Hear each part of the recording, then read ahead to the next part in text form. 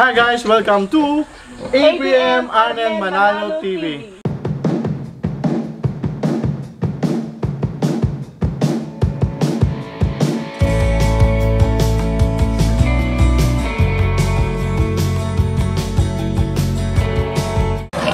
And for today's video, ang pag-usapan natin or ang gagawin naman natin ngayon ay magsasagot ulit tayo ng mga questions nyo dun sa ating mga previous videos.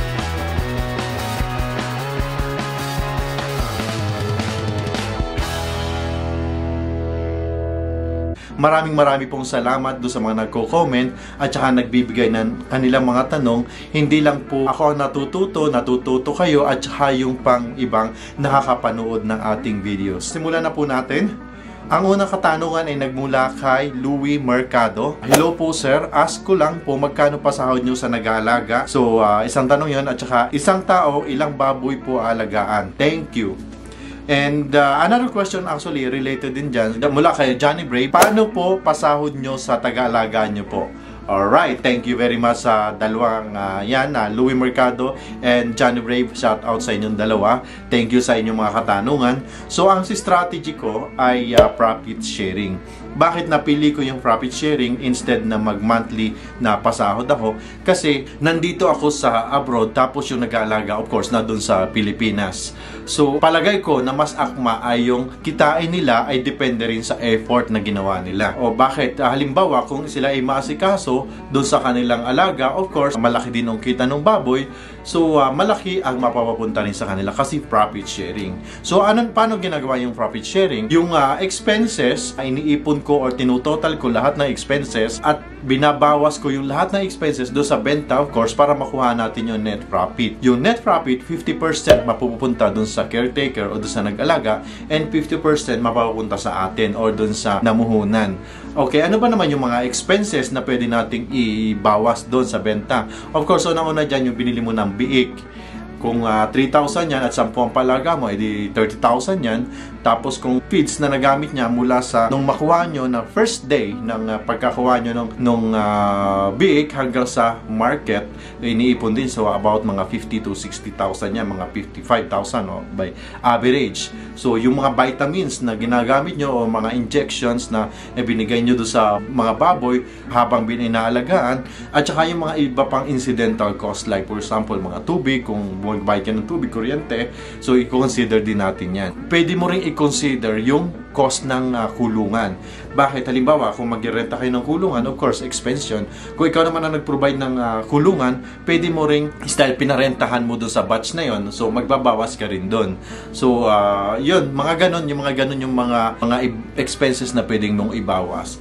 And of course, doon sa benta, minus expenses, profit, divide 2. So, meron kang 50%, meron din 50% yung caretaker. So, kung magaling siya mag-alaga, laki din yung kanyang makukuhang income. Another question actually from Louie Mercado, dalawa bali yung tanong niya, isang tao, ilang baboy po alagaan? Ang recommended ko, at least 20 heads. Kasi halimbawa, kung ikaw ay nagpapaalaga lang sa iba, dalawa pa kayong maghahati. Kung ikaw rin mismo ang mag-aalaga, of course, kahit 10, okay yan. Kasi yan, by minimum, kikita ka ng 20,000 do sa 10 or let's say 30,000. Maximum na yun kung maganda talaga yung baboy mo. So kung 20, let's say 20, 10 lang pinalagaan mo, take 10,000 lang kayo.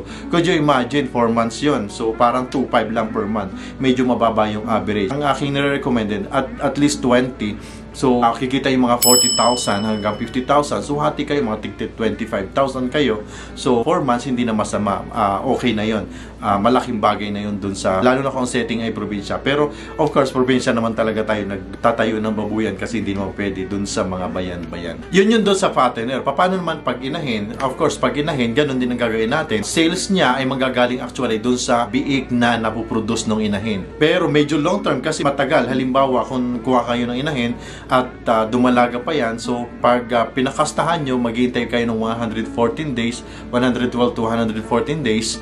So mga 3 months mahigit yun. Tapos pagkaanak nyo, maghihintay pa kayo ng 35 to 45 days bago ibenta sa market. So let's say average na siya ng mga 6 months or twice a year lang siya nagpo-produce. So could you imagine, sa una bentahan, baka tabla pa lang kayo, wala pa kayong kita doon kasi kung binili niya yung inahin tapos yung kinain niyang feeds along the pag-aalaga. So parang sa unang bentahan, tabla muna. Sa pangalawang bentahan, doon pa lang kikita. Pero nag-aalaga, of course, kailangan din na may matanggap siya at least sa maikling panahon kasi of course kailangan niya ng pera. So ang ginagawa ko dyan, nagpapabali na lang ako ng 500 per month per head. Kasi babawiin naman niya doon sa share niya kapag nagkabentahan na ng mga biik. So ang ginagawa ko, ima-minus ko na lang yan doon sa magiging share niya. So kung 10 yung inahin nyo, so mayroon siyang at least 5,000 monthly o kaya kung 5 lang, di 2,500. So ganun lang. Tapos kapag nag-i-income na yung business mo o yung mga baboy mo, nagpa-profit na, kikwentahin mo lang din 50% yung income niya, 50% din yung papunta sa atin. Doon sa 50% niya, i-minus mo ngayon yung lahat ng binali niya hanggang doon sa point na nagkumikita na yung inahin. So yun yung ating strategy naman para sa inahin. So ang next question natin ay mula kay anak ni Moises. So salamat dun sa anak ni Moises ay yung katanungan. Boss, yung 10 heads, ano po yung tamang sukat? Ang isang baboy kasi, nag-a-average siya ng let's say 90 kilos bago siya maibenta. And yung sukat na requirement niya at least 1 square meter per head. So kung 10, of course, kailangan ka at least mayroong 10 square meter para doon sa 10. Pero kung may space ka, gawin mong 15 square meter or 1.5 per head. Kasi ang sinasabi kong sa 1 square meter, maximum na yung 90 kilos na mag-a-average ng baboy mo per head. Eh kung medyo bumigat pa yan, umabot na 100 kilos, so medyo congested na talaga yung area. So kung may space ka, gawin mo 1.5 square meter. Pero kung wala naman, pwede na yung 10 square meter sa 10. So gawin mo 5 square meter yung luwang, tapos ang haba 5 square meter. Kung may space naman yung iyong lugar, ang gawin mo 5 meter yung luwang, tapos 5 meter din yung haba. So 10 square meter yun. Ngayon kung may space ka naman, yung sabi ko nga 5 meter yung luwang, tapos yung haba niya 10 meter. So, yan yung tamang sukat. Palagay ko ay tama din. At yan din yung practice namin. Minsan nga lang, hindi na iiwasan kasi yung aming tulad nung 18 heads. Kung natatandaan nyo, 18 heads yung aking inalagaan pero yung kulungan ay para lang sa 12 to 15 heads. So, medyo congested siya. Pero ang kagandahan nun, pag habang lumalaki, pinipili namin yung naiiwan, tapos ibinubukod namin, tapos tinututukan yun kung anong kailangan niya ng vitamins o kaya bugbugin sa pagkain para makahabol din doon sa ibang lumaki sa kanila. Next question is from Mariel Magbanwa. Sir, nagmi-mix po ba kayo ng ibang alternatives na pagkain ng baboy sa feeds na ginagamit niyo po? Marami pong salamat. Unfortunately, hindi ako nagmi-mix ng kahit na ano doon sa ating commercial feeds na binibili natin. So, kung ano man yung ingredients yun, rin. Pero, of course, mamimili din tayo kasi ng feeds na mag-fit sa ating budget at saka yung nutrients na ating kailangan para sa ating mga baboy. Anyway, kahit hindi ako nagmi-mix doon sa ating mga commercial feeds or kahit ano pa man, pero kasi yung magmi-mix ibig sabihin, yung lalagyan mo parang or magmi-mix ka ng mga ingredients like mais or kung ano man. Wala rin kasing materials doon sa lugar namin or wala rin yung mga ingredients na yun doon sa amin. Kaya hindi ako nagmi-mix.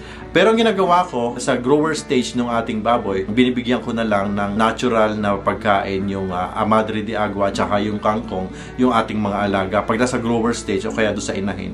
Para pampadagdag nutrient din, vitamina rin para sa kanila. Para kahit pa paano, busog sila, may dagdag pang vitamina sa kanilang katawan. So yun na aming ginagawa. Hindi kami nagpi-premix ng para sa aming alaga. Purely yung commercial feeds, yun na lang din na aming pinapakain. Ngayon pala, kung ikaw ay nag-aalaga na, of course, kung lalo na kung matagal ka na sa business at saka mimix ka, yung tulad na tinatanong ni Mariel, please consider na paki-comment sa aking dito sa video na to para malaman or mabasa din ng ibang mga viewers natin at mga contribute tayo sa kanila. So next question is from Ronald Dacuba. Sir, pakibulong naman po ng feeds na gamit namin. Ibubulong ko pero gusto kong marinig niyo lahat.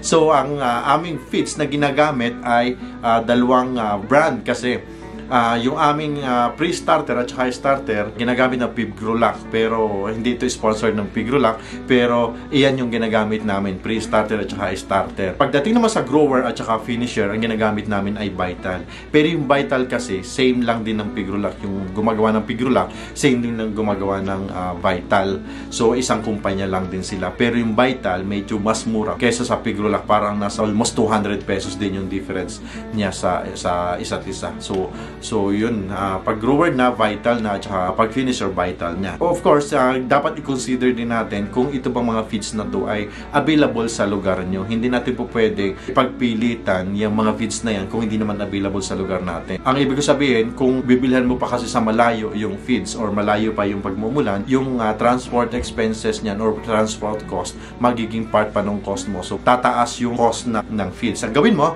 kung ano yung available sa market mo, halimbawa 3 yung mga nandiyan sa mga tindahan na malapit sa inyo, pag-compare mo na lang or mag-research ka na lang kung alin dyan yung the best.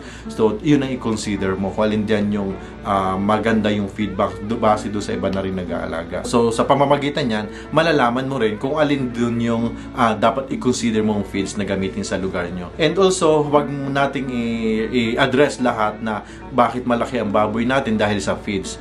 Yan ay depende rin kasi sa lahi or sa genetic ng iyong alaga. Kung hindi siya maganda yung lahi, so hindi rin yan lalaki. At saka malaking percentage din yan yung farm management. Kailangan ay malinis yung kulungan mo at hindi dapat tinatae yung iyong mga alaga. So tapos kompleto sa vitamins, garantisadong lalaki pa rin yung iyong alaga. So, hindi lang feeds yung reasons kung bakit malaki yung ating mga alaga. There are some factors din na dapat natin i-consider para lumaki at mag-bulk yung ating mga alaga. Thank you, Ronald Tacuba. Next question ay mula kay Hernan Okbian. Hernan Okbian. Sir, ilang kilo po ba ang tamang pagkain bawat isa sa mga alaga ng baboy? Simula po sa biik hanggang sa paglaki. Before natin sagutin yan, please consider to like kung nagugustuhan mo itong video na to.